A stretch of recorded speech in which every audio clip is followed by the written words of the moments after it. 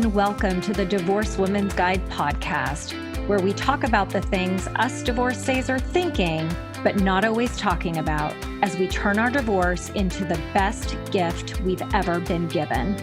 And I do so with a little bit of sass and a whole lot of class. I am your host, Wendy Sterling, founder of the Divorce Rehab. I am here to support you in this transition phase of your life so you can start your new best chapter on your own terms. After all, that's what I did after my own divorce. And now it is my mission to change the conversation around divorce and help you see why your divorce, like mine, was the best gift you ever received.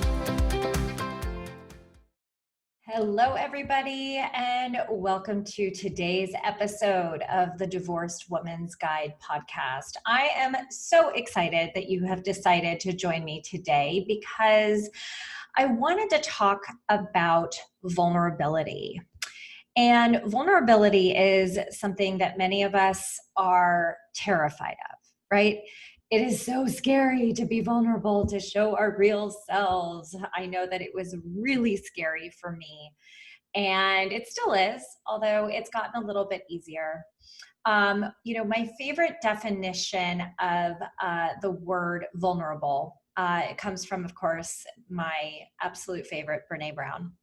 And Brené equates vulnerability to uncertainty and risk and emotional exposure. And if we look at the definition of vulnerability, again, many of you know I love looking at definitions in the dictionary. That's part of my jam. The definition of vulnerability is capable of being physically or emotionally wounded, open to attack or damage, quality or state of being exposed to the possibility of being attacked or harmed physically or emotionally. Right? And it's interesting because if you really think about the word vulnerable, right, and some of those words that I mentioned, isn't life full of all of this, right? And you kind of don't get to opt out of a lot of this. And, yet at the same time, it's something that so many of us avoid because we are terrified of being judged, hurt, or even failing. And so when we put ourselves in the place of being vulnerable, it means that we're putting ourselves in a position that could potentially hurt us. And don't get me wrong, I totally get it. It's hard and it's scary and it feels really dangerous, right? Because that fear is constantly fueling our inability to be vulnerable. And let's be honest, the society that we live in these days, thanks to social media, is, we live in a facade. It's a perfectionist culture, a social media world, right? I call it the Facebook facade. And as a result, we think based on how it is that we compare ourselves to other people, right? Are we good enough? Do we have enough money? Are we smart enough? Are we beautiful enough? Are we thin enough, right? And even just by uttering these words, all of a sudden and automatically we're decreasing our worth. And yet those of us going through divorce or breakups we're already so low that we think that being vulnerable means that we're just going to be flat out rejected. I mean, it's one of those things that we're already low. We cannot allow ourselves to go any lower. So we think that it's better to just avoid emotional risk and avoid vulnerability altogether. And instead, we think it's easier to just numb ourselves to the pain. And the way that each of us numbs ourselves is very different, right? Sometimes it can be through food. Sometimes it can just be through avoiding food, alcohol. It just depends, but they're quick fixes, right? That make us feel like those unpleasant emotions are going away.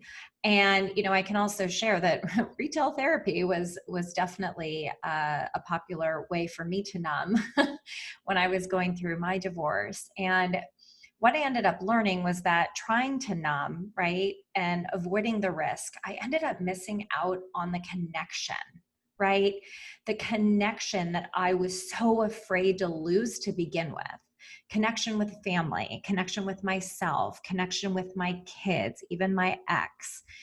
And pretending meant that I was actually trying to control what I wanted others to see because I was so terrified of being judged, right? How many of you know what I'm talking about? I wanted to make uncertainty certain, right? I don't know how many of you are like me, type A personalities, control freaks. Yep, that was me. Control is a big issue for me, and it's something that I work on every single day. But what I realized was that through numbing, I was actually turning my back on the things I wanted so badly, right? Joy, love, happiness, peace, contentness, certainty. And I was so afraid, right? I numbed it because the last time I thought I felt that way, the rug of my life was really ripped out from underneath me. So I did anything to try to avoid being seen. I mean, deeply seen, right? Even vulnerably seen. And yet at the same time, I so badly wanted people to see me. And I knew that I had to find myself again. And I knew part of that had to involve being vulnerable. And what that looked like was really confronting who I was, confronting who I want to be, right?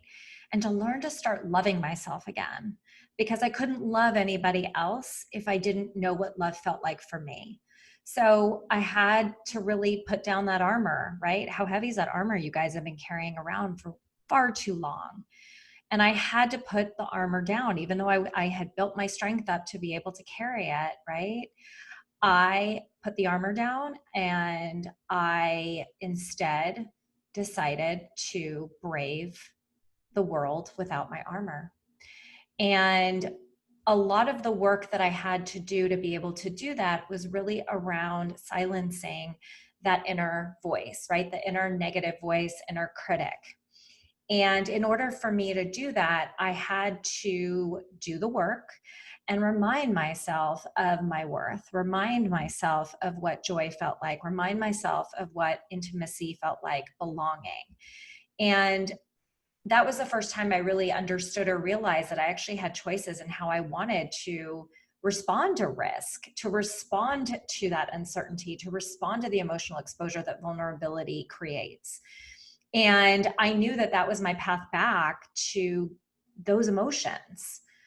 And I had to be all in, right? You got to go all in. You can't go half-assed. You got to go all in. And I realized that I never was because I was so freaking scared, right? And don't get me wrong, people earn the right to see me in my most vulnerable. Not everybody gets to see me at my most vulnerable, right? That requires trust. And that's also why vulnerability and courage go hand in hand with one another, right? So you get to have the courage, and Brene talks about this a lot too. You get to have the courage to show up and to be seen, right? Stand in the arena, be authentic to yourself, be truthful, right? And let others in, and don't do it alone. Part of what I think we become really good at is avoiding what's happening in the present. So we tend to revert and start living through the past. And that to us also allows us to avoid being vulnerable because it's a safer place. But what ended up happening was that I wasn't being authentic. I wasn't being seen. I wasn't showing up, and I wasn't being me. And how many of you just want to be you? You want to find yourself, right? So what I ended up doing, and what I do with all my clients, is really getting into the practice of being you in your everyday life, right? And it helps when you're supported and in a group of people, right, who are there doing the same thing, right? Being vulnerable every single day. And I remember it was, when I was doing my coaching, and I was in a group, it was so uncomfortable, right? But at the same time, the discomfort wasn't to the point where it turned me away. It was uncomfortable because there was growth, right? And actually being seen is when the magic starts to happen. And so I stepped out of my comfort zone, which many of you do when you commit to doing the work on yourself, right? And when you step out of your comfort zone, guess what that also means? That you're letting go of control, you're relinquishing control and lean into the discomfort, right? Oh, God, lots of breathing on my end, leaning into that discomfort, right? But there's so much to be said about how amazing breathing, it's simple breathing, can help you so much. And what I realized was that it wasn't that I was afraid, it's that the feeling was new to me, it was foreign. And what that feeling was vulnerability.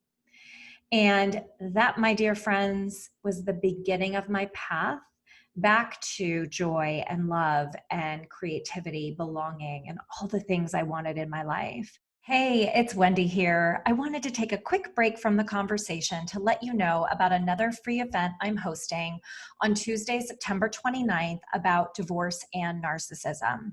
If you're somebody who is divorcing a narcissist or someone with narcissistic characteristics, this is something you don't want to miss. You will learn what you need to know before you divorce a narcissist, how to successfully negotiate with one, learn financial hacks, how to set boundaries and co-parent with a narcissist, and so much more. The event is free and it's live, and all you have to do is register today by visiting divorceandnarcissism.com. Again, the event is live on Tuesday, September 29th, so block your calendar today. And now let's jump back into the conversation. Many of you know my story. I mean, my heart was truly broken and shattered in a lot of pieces. And initially, I wanted to just never feel love again because I was so burned and so hurt. But when I started being vulnerable with myself and started realizing and understanding what loving myself felt like and what it looked like, all of me wholeheartedly allowed this whole new world to open up. And while I knew that there was no guarantee of my future, right, I also knew that I was somebody who didn't want to live life with regret. I wanted to live life to the fullest. I wanted to love with my whole heart, even though there's no guarantee that, there's no guarantee in life about anything. But I knew and I got to learn that I'm worthy of love, that I am lovable, that I am enough. And when I let go of who I thought I should be and started feeling deeper connections with people in my life through vulnerability, I've never felt more alive. And I want to encourage you guys with a couple of tips that I learned along the way to kind of help me start learning how to be vulnerable. One of the things that again, and this is not brain surgery, you guys, like it's just me opening you guys up to just, have some aha moments here. But, 3 tips to think about learning how to be more vulnerable is, just get curious when you're talking with people, right? Ask them what they're thinking. Ask follow-up questions, right? Be interested and engage in a dialogue where it also enables you to, as they open up, you get more comfortable opening up, right? That's number 1. And number 2 is, so many times, like I said before, we're so afraid of being judged. But a tip is letting go of caring about what others think of you. And I know that that's really hard because I lived my whole life caring about what others thought of me. I mean, that was a really, really big hurdle that I ended up jumping over and crossing. But one of my favorite quotes actually is by Rachel Hollis, where she says that other people's opinions of you are none of your business. And that's the God honest truth, and you have to understand that other people are focused on themselves and their own struggles. They're not focused on you.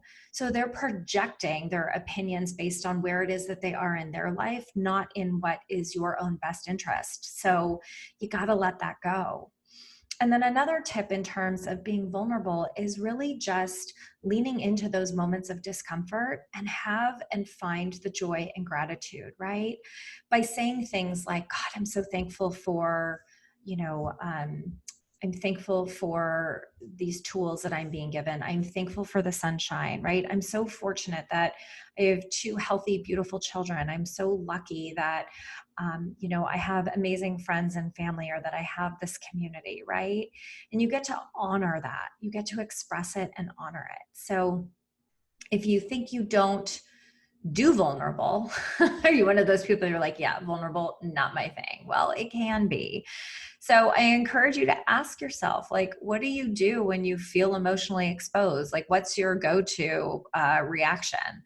Or how do you behave when you're feeling uncomfortable and uncertain, right? Like, those are kind of two really good signs. And how willing are you to take emotional risks? Ask yourselves, identify the answers to this, like get curious around what it is that's holding you back, because there's a lot of lessons to be learned when you allow yourself to feel vulnerable. And the first one is, there's five I'm going to share with you guys. And the first one is I call, when you bottle things in and you don't express them in time, I call it that there's this volcano effect, right? And so volcanoes are only known for their destructive power, right? So in my house, like growing up, emotions weren't necessarily, encouraged or talked about, right? Especially if they were different than some of my family members. And so what I learned to do was to bottle them up. And I avoided them or hid them. And what that ended up doing was it created a lot of anger and pain inside of me. And so when they get bottled up, this is where the volcano blows, right? So we get to learn to identify and productively express our emotions, right? So that you actually can be heard. Because even though volcanoes create a lot of noise, they don't always make a whole lot of sense. Does that make sense? Right? So instead of just being like a vomit of words, right, you really want to be heard and understood. So you get to dig deep to understand like what the emotions are at the core. And that's a lot of what coaching and actually therapy taught me, was how to really identify and get the vocabulary of what those emotions are and see how to use being vulnerable as a way to express it. And that's also a part of being self-aware. Another lesson I learned about vulnerability is that it takes a hell of a lot of courage, right? Vulnerability and courage go hand in hand. And I found that suppressing my emotion was way easier. And some of you probably feel that same way, right? Hiding is a lot easier, or just avoiding. And it does take courage and strength to really allow yourself to go to that vulnerable place. And there's so many gifts in being vulnerable, right? It gives you such a more fulfilling, richer life versus the pain you experience by suppressing yourself. Like, how long have you been doing that? I remember it was so much more painful than it was just being authentic and true. And when we're vulnerable and we allow ourselves to be vulnerable, it gets us closer to our most authentic self. It lets us know who it is that we are. And I'm sure so many of you are like, I don't even know who that is. And that was me. That was me. I had no idea who I was. And that's why I love what I do, why I fell into coaching, because it enabled me to start envisioning what it was that I wanted to become, who I wanted to be, and how I was going to get there. And as many of you know, I've never been happier. Another lesson I learned by being vulnerable is, let's be real, guys. Fear is a guarantee, kind of like death and taxes, right? So fear is also not real. It's made up. Death and taxes are not. I wish they were. I wish they were sometimes. But fear doesn't mean that you hide or that you shy away from something, because it is inevitable. Fear is inevitable. And fear is what always stopped me from really, truly living my life to its fullest potential. I mean, I'll even remember the first day I even showed up for coaching. I was scared shitless, you guys. I was terrified. I was like, what am I doing? Why am I doing this? How much money did I just spend? And little did I know that it was not only the best investment I ever made, it was the best decision I ever could have given to myself, because not only did it change my life in ways of who I am, right? And the life that I've created for myself, but I also made the most incredible friends along the way. Community Community was a bonus that I didn't even know would come out of this. And just like you go to the gym, right? It takes practice to confront and face your fears. So the more you do it, it'll only make you stronger. Another lesson I learned through vulnerability is that perfection is completely unattainable, right? And excellence is not. So I've always really disliked the word perfect because to me, perfect means that you avoid judgment. So, um, you know, to me, it's about fear and avoidance. To me, when you say excellence, excellence is it's you showing up and doing your best despite your flaws, right? So every day you do your best and your best looks different every day. So you're in excellence differently every single day.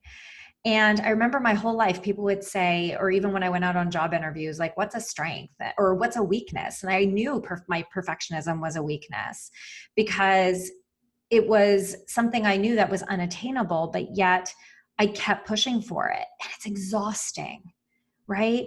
And I was doing that in my personal life too. I talked earlier at the beginning of this episode all about this Facebook facade, right? I wanted our family to look a certain way, even though I knew inside both my husband at the time and I were very unhappy, and we were far from the picture perfect world that we created on social media. And what my divorce really forced me to do, and I'm sure you all are facing this as well, is really looking at your imperfections, right? And striving for doing your best every day, which is what I call excellence, right? Being in excellence every day means doing your best, and it looks different. And since I transitioned that mindset, I have felt so much healthier. I have felt lighter, and it allows room for personal growth. I think that we don't necessarily realize a lot of the time just that, we carry around this weight of perfection, and it's just not something that's always possible. And, the last thing I want to share with you guys, is really that vulnerability allows us, it kind of like pulls back the curtain, right? And it allows you to stop avoiding and burying who you are, burying your emotions, because ultimately vulnerability allows you to be seen for you, and it allows you to stand in your truth. So you get to face the world with the courage and confidence that you have in yourself and you have within you, because you are everything that you need, and you are everything that is possible in life. You get to handle anything that comes your way, right? You are powerful, and you get to work towards being somebody who can't control everything, right? And to relinquish, to surrender. I talk about surrender a lot, right? Stop hiding, stop avoiding, just surrender and lean into it, because transformation, you guys, it's not something that just happens. And candidly, it's also not something you budget for. Did you budget for your divorce? None of us budget for divorce. You don't get married and go, oh, we should have a divorce budget, right? Transformation is the same way. And transformation does take a support system, and it takes a plan. It takes a path that you get to create from a place of knowing what your future looks like. And similarly, in order to get there, you've got to learn how to be vulnerable, and vulnerability takes practice. You get to be vulnerable. Vulnerability is inspiring to other people. It also tends to be infectious, right?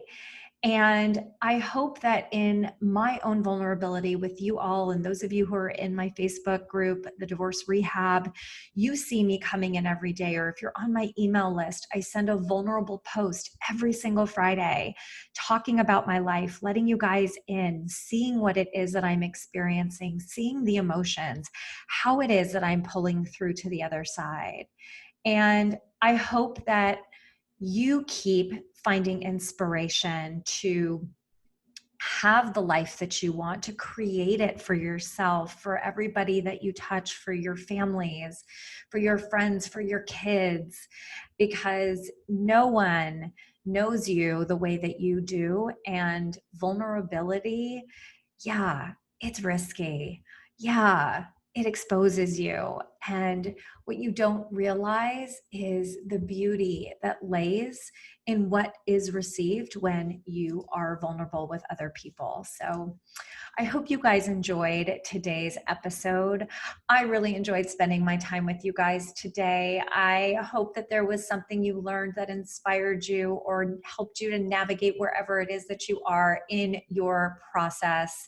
Thank you so much for tuning in today. I hope you have a beautiful rest of your day. Sending you tons of love, light, and joy. Mwah! I'll see you guys on the next episode. Bye-bye. Thanks for tuning in to another episode of the Divorced Woman's Guide podcast. If you like what you hear, please share this episode with someone you know or spread the word on social media. This is how I reach more divorcees around the world and provide them with the support they need to create their next best life. And I would also love to continue the conversation with you. So please friend me on Facebook, join my private Facebook group, The Divorce Rehab, and follow me on Instagram at Divorce Rehab with Wendy. I'll see you next time.